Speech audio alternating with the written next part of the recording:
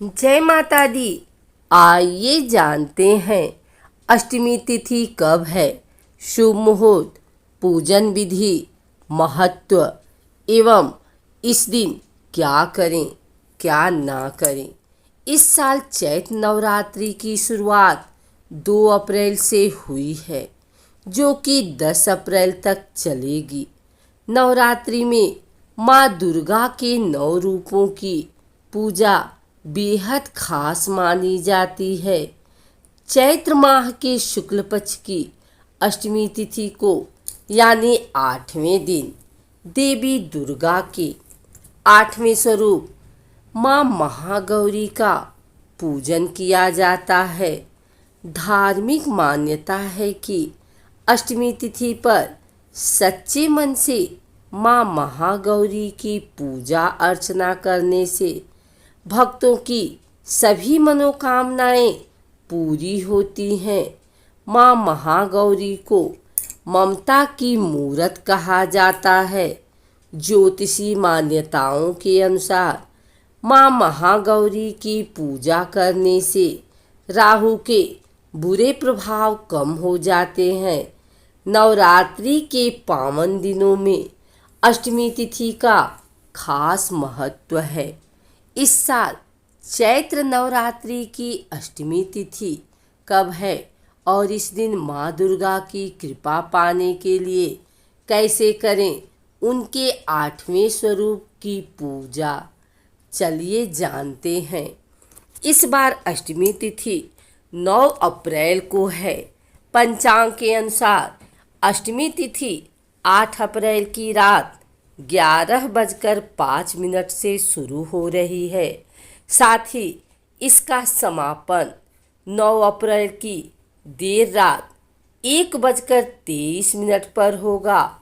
इसके बाद नवमी तिथि का प्रारंभ हो जाएगा।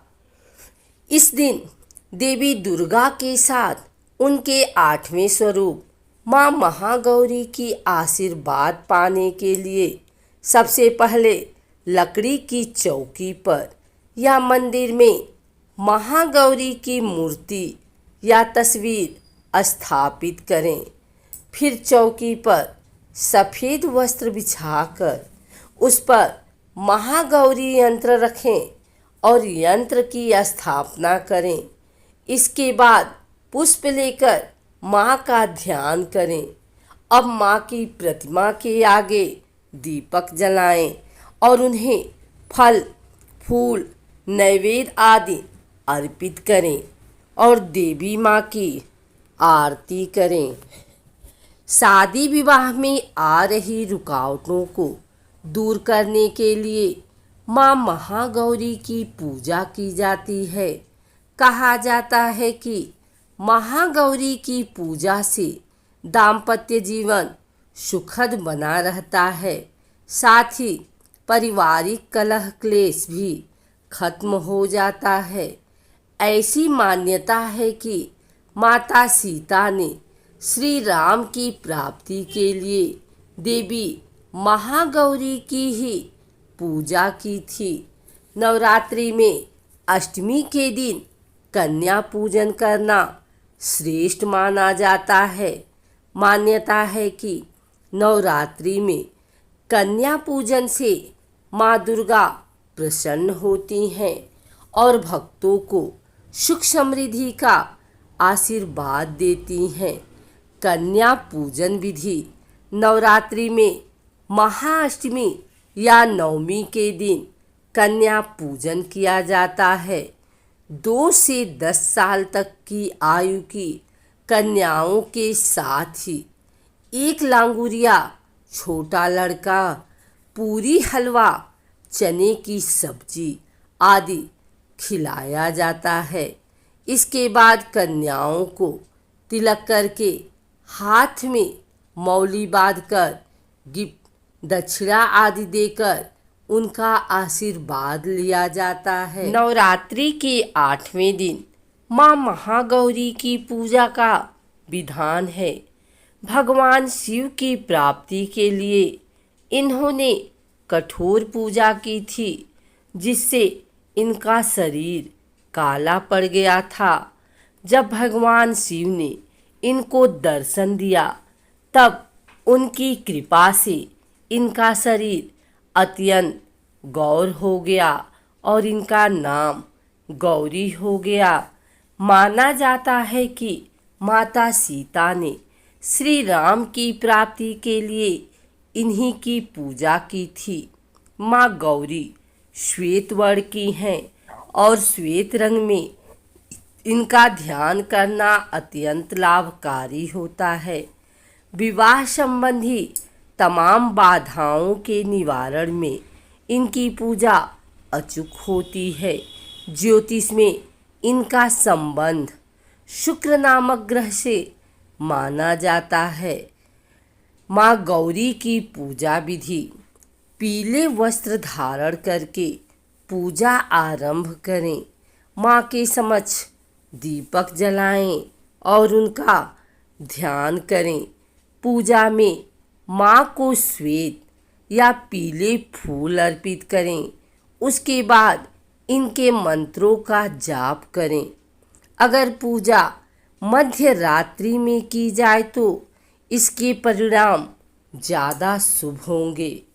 किस प्रकार माँ गौरी की पूजा करें? माँ की उपासना सफ़ेद वस्त्र धारण करके करें। माँ को सफ़ेद फूल और सफ़ेद मिठाई अर्पित करें। साथ में माँ को इत्र भी अर्पित करें। पहले माँ के मंत्र का जाप करें, फिर शुक्र के मूल मंत्र ओम शुक्राय नमः का जाप करें। माँ को अर्पित किया हुआ इत्र अपने पास रख लें और उसका प्रयोग करते रहें। अष्टमी तिथि के दिन कन्याओं को भोजन कराने की परंपरा है। इसके बाद महत्व और नियम क्या है? नवरात्रि केवल व्रत और उपवास का पर्व नहीं है, यह नारी शक्ति के और कन्याओं के सम्मान का भी पर्व है। इसलिए नवरात्रि में कुंवारी कन्याओं को पूजने और भोजन कराने की परंपरा है। हालांकि नवरात्रि में हर दिन कन्याओं के पूजा की परंपरा है, पर अष्टमी और नवमी को अवश्य ही पूजा की जाती है। 2 वर्ष से लेकर 11 वर्ष तक की कन्या की पूजा का विधान किया गया है। अलग अलग उम्र की कन्या देवी के अलग अलग रूप को बताती हैं। अगर ज़रूरत के समय धन नहीं रहता तो करें ये उपाय: माँ गौरी को दूध की कटोरी में रखकर चांदी का सिक्का अर्पित करें।